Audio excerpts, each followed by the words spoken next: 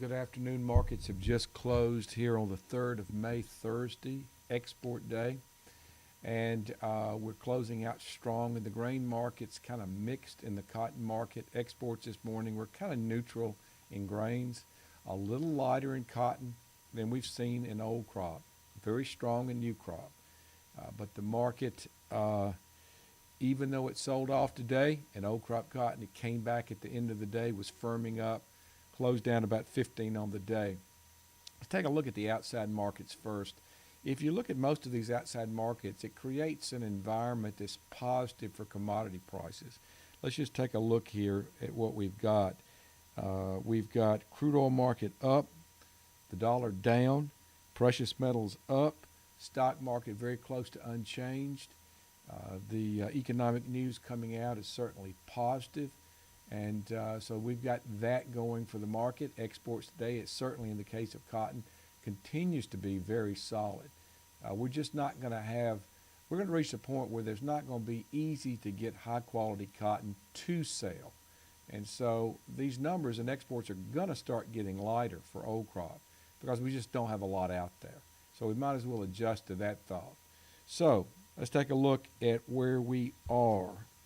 Cotton in July down 18 at 84.50, a high of 85.12, a low of 83.83. December cotton was up 15 at 79.58. July soybeans up 10 at 10.53. That market looked very bad this morning. It at one point was trading as low as 10.38, came roaring back here late in the day at 10.55 and a half as the high. I had marked down the high maybe 10 minutes ago, and we kept rallying from that point. So I've had to make an adjustment here to just how high we got. July corn up 3.5 at 408 and a quarter. The high was 408. The high was 408 and a half. I'm sorry, 408 and a quarter. So we're closing out very close to our highs of the day. The low was 403 and a quarter. July wheat up 11 at 537 and three quarters. It was as low as 520 and a half this morning.